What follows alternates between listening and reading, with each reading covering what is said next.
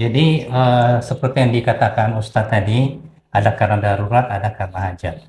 Kalau untuk kasus perkosaan itu dalam peraturan ini jelas ya bahwa itu 40 hari atau 6 minggu strict di situ, nggak boleh.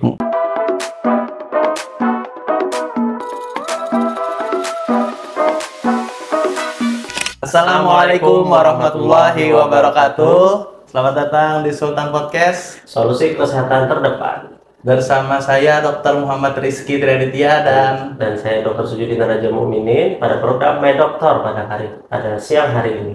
baik Dr. Sujud, hari ini kita di studio ditemani dengan dua narasumber kita. Oke. Ada dokter spesialis obstetri dan ginekologi. Dr. Aco Atmat, SPOG konsultan. Ya, Selamat datang, dokter. selamat datang Dok Aco. Kemudian yang kedua ini ada narasumber kita. Beliau adalah Dewan Pengawas Rumah Sakit di Rumah Sakit Islam Sultan Agung. Oke. Dewan Pengawas Syariah kita. Perkenalkan di sini ada Ustadz Fahri Hanif. Selamat siang Bapak. Selamat siang. Baik Dok, gimana kabarnya nih Dok? Alhamdulillah sehat. Alhamdulillah. Ya. Ustadz gimana? Alhamdulillah luar biasa sehat walafiat. Masya Allah. Hari ini spesial. Saya ditemani dengan Dokter Sujud. Biasanya Dokter Sujud sendirian, saya sendirian. Ini biar kami bisa bagi-bagi tugas nih. Dok, hari ini kita mau bincang-bincang terkait satu tema di bidang kesehatan ya Pak Ustadz. Tapi nanti kami juga pengen mendengar perspektif dari Dewan Pengawas Rumah Sakit Syariah. Jadi temanya apa nih Pak hari ini Pak? Ya, jadi hari ini temanya itu yang sedang hot-hotnya nih dok, tentang pengesahan terbaru yaitu Peraturan Pemerintah Nomor 28 tentang Undang-Undang Abortus yang diperbolehkan untuk kondisi tertentu. Biasanya aborsi atau abortus pada korban seperti contoh mungkin kekerasan seksual. Nah, ini ada aturan yang mengizinkan. Nah, Oke. jadi kita hari ini akan berfokus mendiskusikan masalah ini. Jadi yang pertama nih dok, Dok. Baik, jadi terkait peraturan yang terbaru ini, Dokter Aco, ketika ini sampai terdengar oleh dokter, bagaimana dok tanggapan dari dokter menurut keilmuan kita? Ya, terima kasih Oke. dokter. Jadi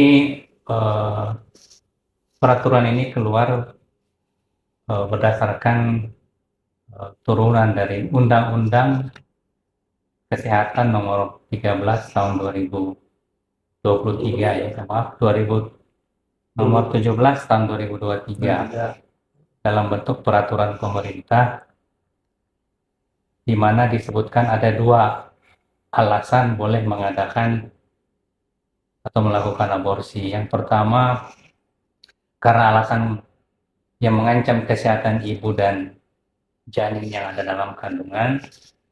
Yang kedua alasan karena korban perkosaan.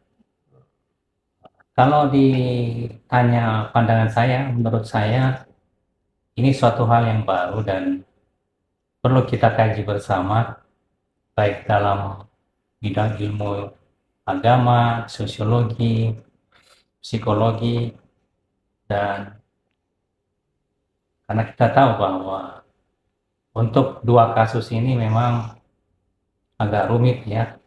Kalau kehamilan itu dilanjutkan, ada konsekuensi logis yang harus ditanggung oleh ibu dan atau calon ibu. Saya kira itu. Baik dok, memang ini agak menarik sih dok. Di satu sisi bisa membahayakan ibu dan janin, Ya, namun di satu sisi undang-undang yang terbaru menjelaskan bahwa diperbolehkan pada kasus kekerasan seksual. Ya. Nah, tapi memang kita tujuannya hari ini memang ingin mengkaji ya, khususnya dari sisi syariat kita, Pak Ustadz Fahri. Nah, dari hukum Islam sendiri, Pak, kira-kira gimana nih Pak? Tanggapannya, Pak?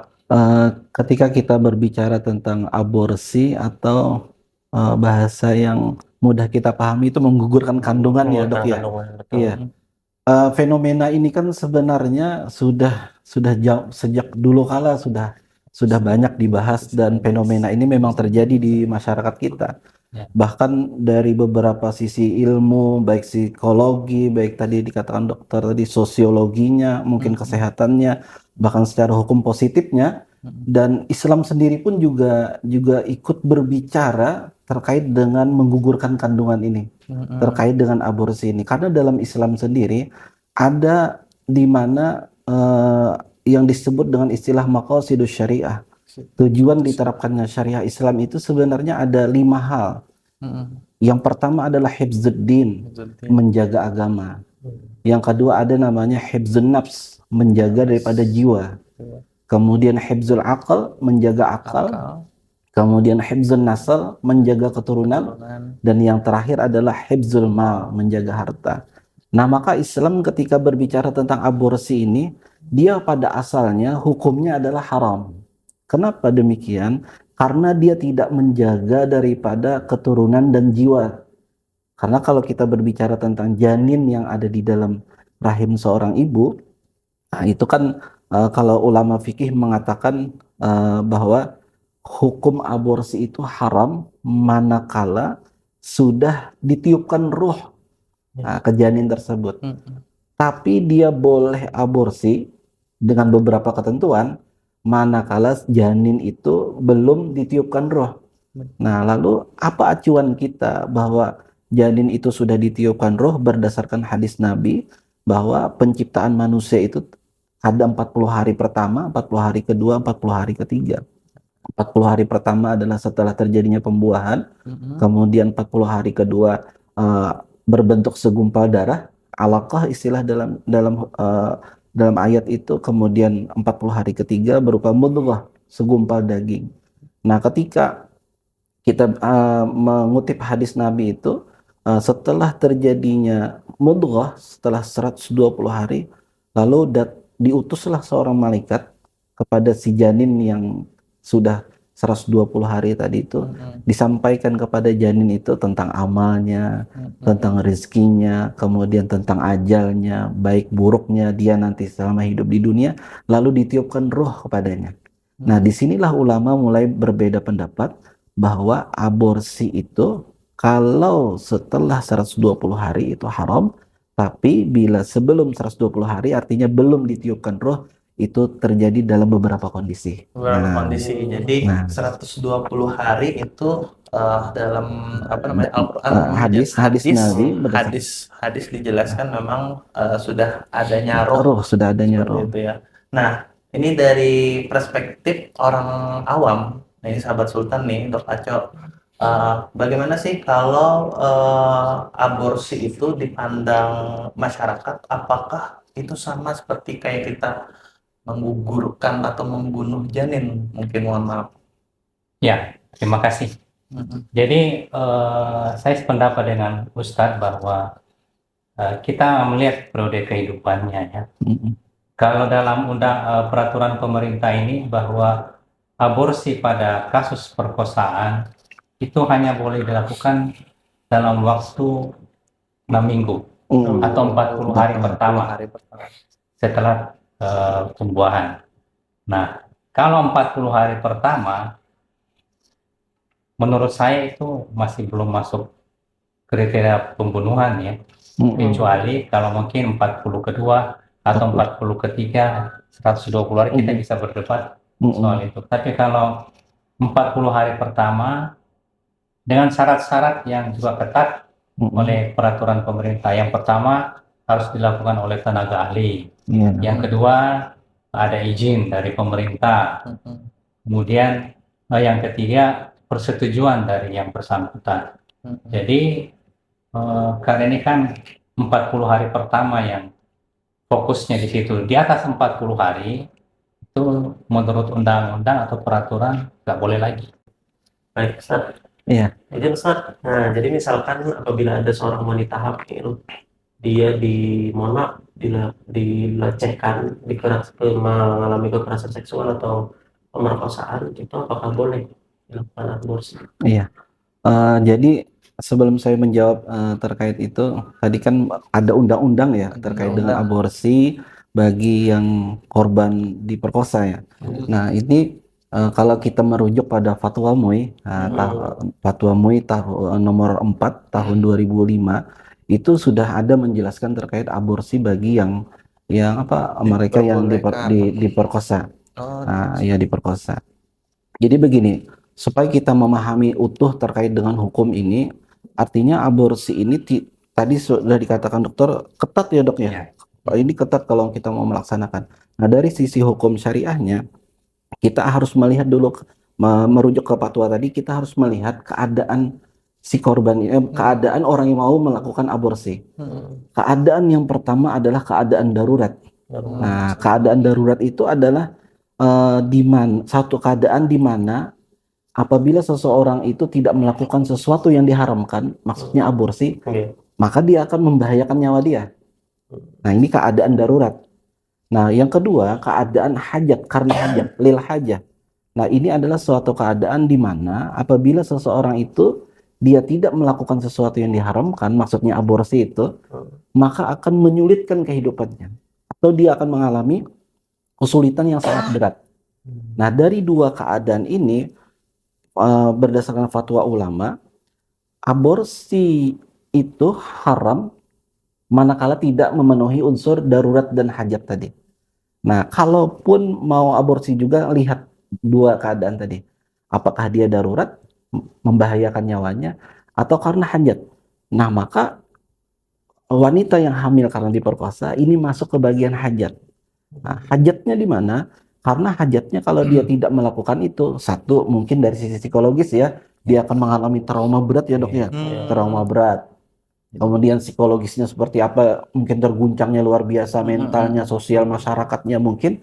Nah, maka hajat itulah yang akan difokuskan oleh ulama bahwa boleh melakukan aborsi. Dengan catatan, hajatnya dengan catatan harus di bawah 40 hari. Nah, berdasarkan fatwa ulama. Tadi dokter tadi kan mengatakan 40 hari ya dok ya.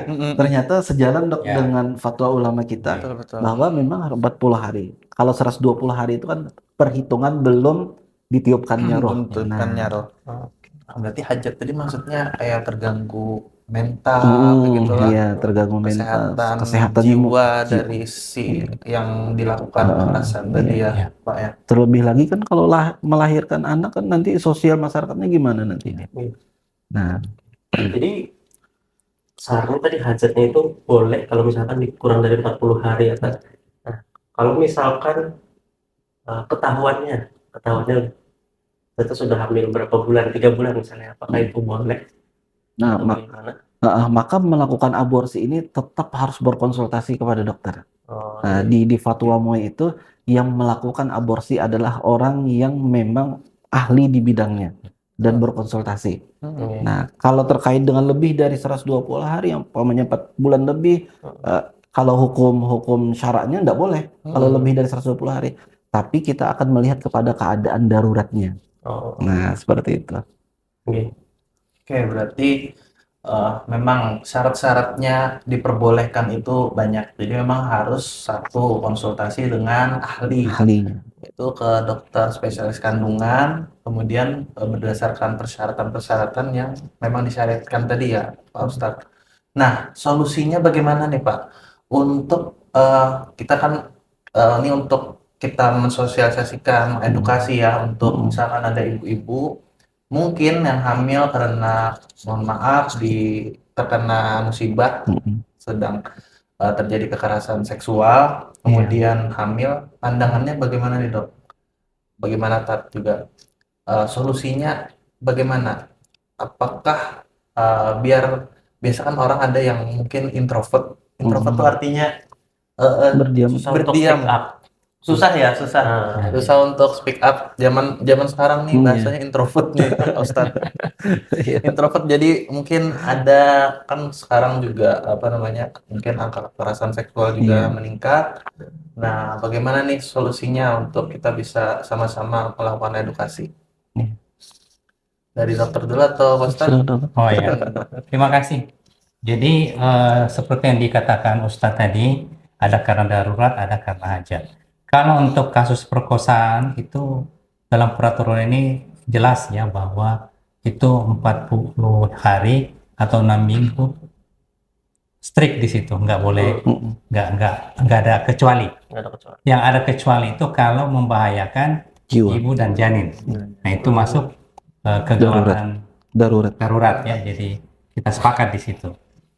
Kemudian tentu karena korban kekerasan kan biasanya memang menarik diri dari Menarik pergaulan diri. ya. Nah itu. Nah tentu kita sebagai dokter menilai dari 3 aspek. Yang pertama, secara biologisnya bagaimana?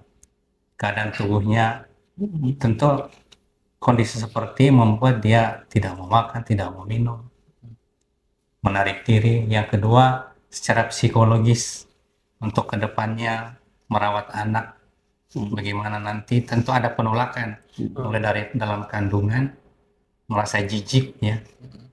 Kemudian anaknya akan terlantar nanti, kemungkinan besar. Dan yang ketiga adalah sosiologi. Masyarakat kadang-kadang memandang korban perkosaan ini bahkan sebagai orang yang ikut bersalah. Karena sebenarnya tidak ya. Iya, Karena ada stigma dari masyarakat bahwa kamu sih pakaian bagaimana, menggoda dan sebagainya. Padahal sebenarnya kan Yang namanya korban tidak seperti itu ya. Jadi banyak faktor sehingga memang sebaiknya dilakukan aborsi tapi dengan pengawasan yang ketat. Karena ada satu peraturan dalam Undang-Undang Kesehatan bahwa barang siapa melakukan aborsi itu bisa dituntut 1 miliar dan atau penjara 10 tahun. Ya aborsi yang ilegal, yang di luar yang ketentuan kedaruratan ini. Jadi saya kira perlu dipikirkan demi kemaslahatan ibu. Ini naudzubillah ya kalau terjadi ke kita, keluarga kita, saudara-saudara kita. Ini bagi mereka yang terjadi hal yang seperti itu, dalam Islam itu yang pertama ini kan pasti adalah bersabar, mohon berdoa kepada Allah, mudah-mudahan diberikan kekuatan atas musibah yang terjadi kepada dia, dan kita pun juga ikut mendoakan. Nah kemudian kita sebagai insan, sebagai seorang manusia, kita juga harus memiliki rasa kemanusiaan kita kan. Tadi katakan dokter, bahkan ada ini stigma tadi ya dok ya, bahwa dia seperti bersalah juga. Nah maka rasa kemanusiaan kita ini mesti muncul juga. Apa rasa kemanusiaan kita itu adalah ikut mendampingi dia, memberikan dukungan secara moral, bahkan bantuan kalau perlu sampai bantuan medis, mungkin ya bantuan secara finansial, dalam arti pendampingan itu kita cek kesehatannya gimana, boleh jadi lebih khusus ke keluarga juga ke keluarga, pendampingan keluarga, support keluarga. Dan yang paling kita takutkan itu kan di dalam ranah hukum Islam, anak yang diteruskan, mohon maaf seandainya itu diteruskan kehamilannya, dia akan melahirkan, maka anak ini dia tidak bernasab, dia akan bernasab kepada ibunya.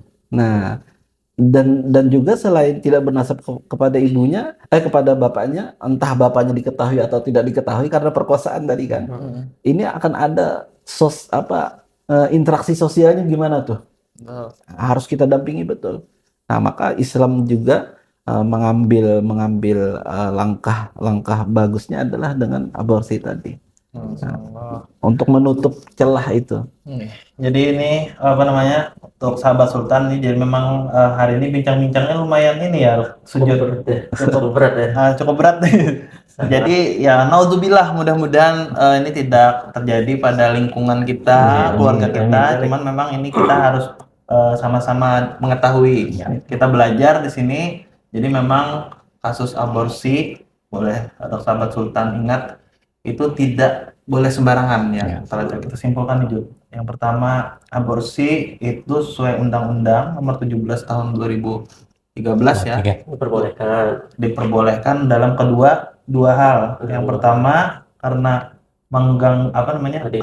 indikasi medis karena kegawat daruratan, mengancam jiwa. Yang kedua tadi karena ada hajat pemerkosaan.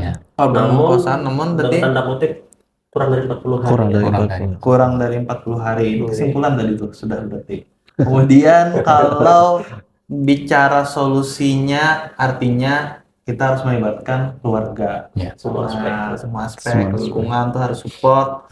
Ada korban-korban kekerasan seperti ini ya, Pak Ustadz ya. Iya.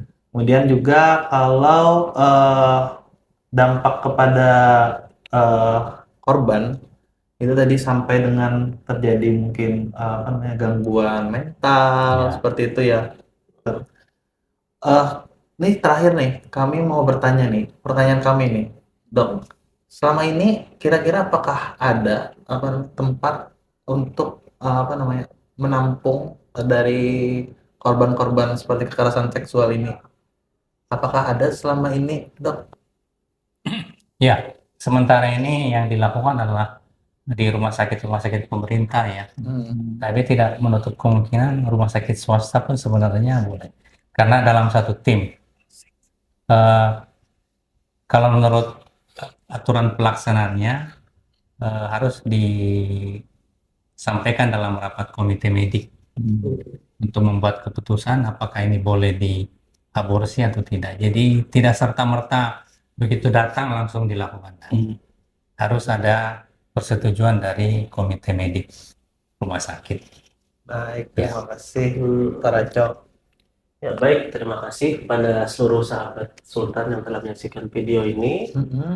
Semoga dengan adanya program ini kami dapat membantu sahabat Sultan untuk lebih waspada Tentang praktek untuk korban seperti kekerasan seksual tadi. Jadi memang ada yang diizinkan dan juga harus diperhatikan, tetap harus konsultasi dengan ahlinya. Baik, untuk mengakhiri dari program kita, saya Dr. Muhammad Rizky Triaditya dan saya Dr. Sujudin Anaja Mukminin. kami pamit undur diri. Sampai bertemu kembali di program selanjutnya hanya di Sultan Podcast, solusi layanan kesehatan terdepan. Wassalamualaikum warahmatullahi wabarakatuh.